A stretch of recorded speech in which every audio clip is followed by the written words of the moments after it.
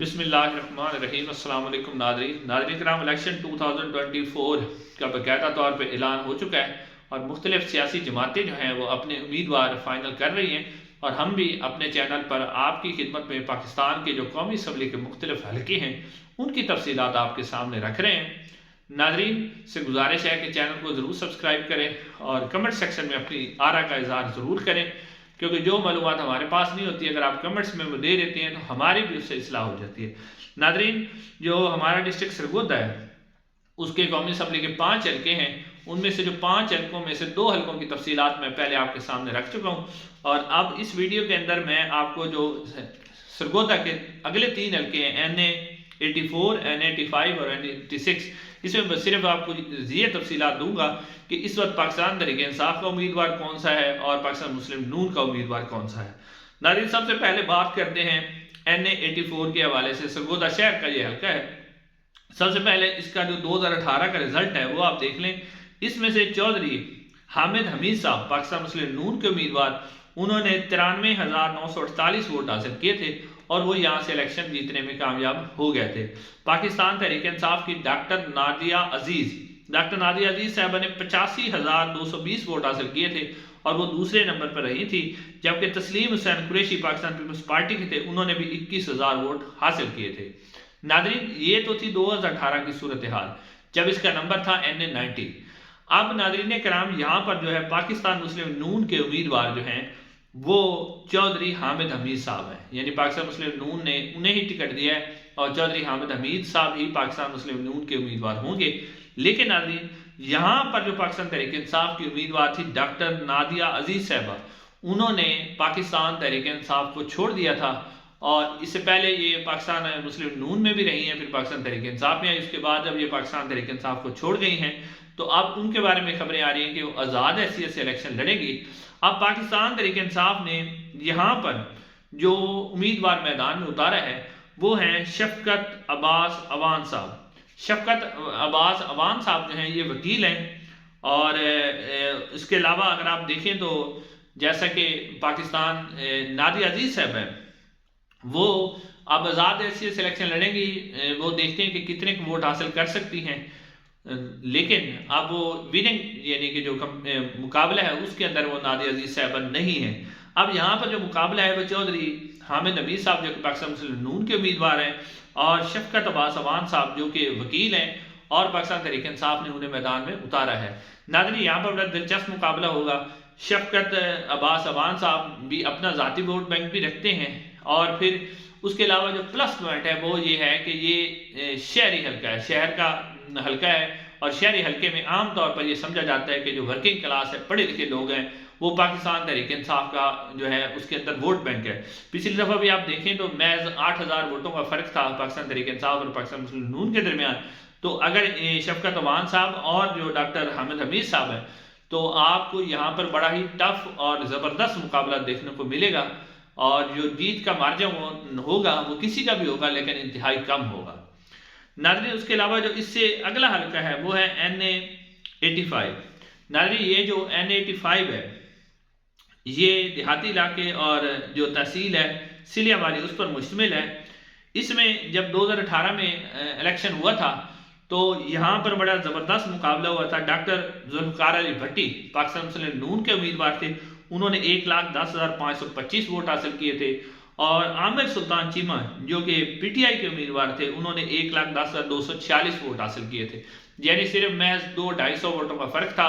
पहले जो है पाकिस्तान मुस्लिम नून के उम्मीदवार जो जुल्फ़िकार अली भट्टी साहब वो इलेक्शन जीत गए थे, लेकिन उसके बाद ये मामला हाई कोर्ट तक गया।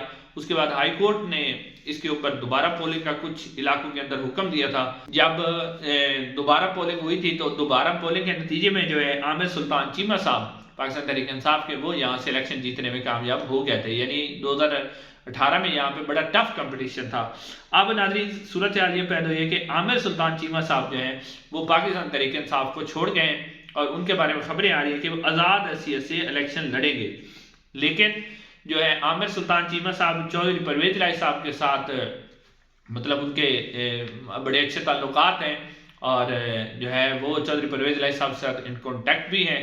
तो आप जब टिकट अनाउंस हो गए तो क्या आमिर सुल्तान चीमा साहब जो है पाकिस्तान तहरीक इंसाफ का टिकट लेते हैं या फिर उनके बारे में खबरें आ रही हैं कि वो शायद किसी और पार्टी में चले जाएं, पीपल्स पार्टी में चले जाएं या इस्तेकाम पाकिस्तान पार्टी में चले जाएं, लेकिन अभी तक कंफर्म नहीं है। लेकिन अगर नाजरीन आप जो देख रहे हैं सरगोदा वाले नाजरीन, अगर आपको जो है इस बारे में कोई इंफॉर्मेशन है तो आप नीचे कमेंट सेक्शन में उसके ऊपर अपना कमेंट्स में अपनी आरा का इजहार कर सकते हैं।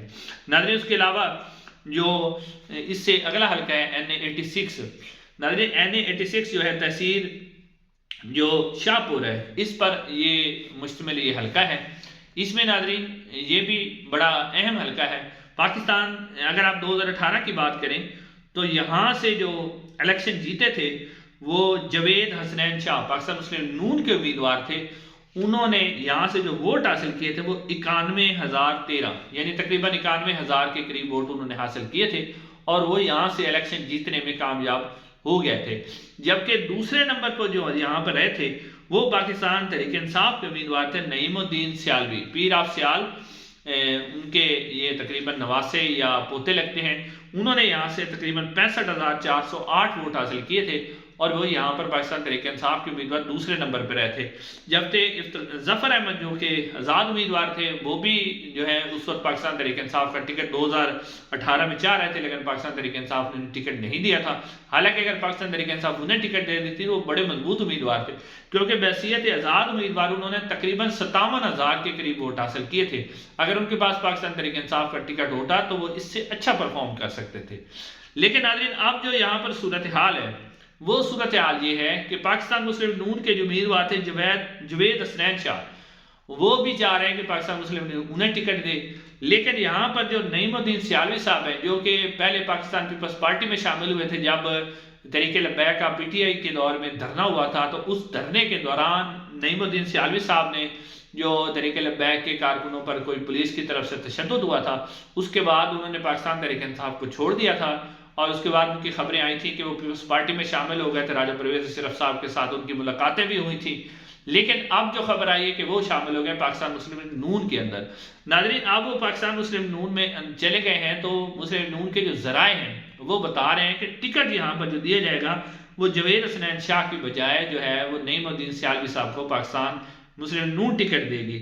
अब नाज़रीन पाकिस्तान तहरीक इंसाफ के हवाले से जो खबरें आ रही हैं कि पाकिस्तान तहरीक इंसाफ वैसे तो जफर अहमद का ऑप्शन भी उनके पास मौजूद था, लेकिन पाकिस्तान तहरीक इंसाफ ने यहाँ से इफ्तिखार हुसैन गोंदल साहब, ये इससे पहले MPA भी रहे हैं और काफ़ी मजबूत कैंडिडेट हैं, उनको मैदान में उतारने का फैसला किया है। तो अब नाज़रीन अगर नईमुद्दीन सियालवी साहब पाकिस्तान मुस्लिम नून का टिकट लेते हैं और जवेद हसनैन शाह जो है वो टिकट नहीं उनको दिया जाता, वो आज़ाद हैसियत में आ जाते हैं और इफ्तिखार हुसैन गोंदल जो है पाकिस्तान तहरीक इंसाफ के उम्मीदवार होंगे, तो यहाँ बहुत ही टफ कंपटीशन आपको देखने में मिलेगा। और ये जो जफर अहमद साहब हैं ये भी किसी की जीत हार में अहम किरदार अदा कर सकते हैं। यानी यहाँ पर मुकाबला बहुत ही सख्त होगा, ये कहना काबिल वक्त होगा कि अगर तो जवेद हसनैन शाह साहब जो हैं वो सपोर्ट करते हैं जो सियालवी साहब हैं उनकी, तो फिर तो मुस्लिम नून की पोजीशन मजबूत होगी। लेकिन अगर वो बैसियत आज़ाद उम्मीदवार या सपोर्ट नहीं करते तो फिर इफ्तिखार हुसैन गोंदल साहब उनकी भी पोजीशन बहुत अच्छी होगी। नाज़रीन इंशाल्लाह अगली वीडियो में आपसे मुलाकात होगी। अस्सलाम वालेकुम।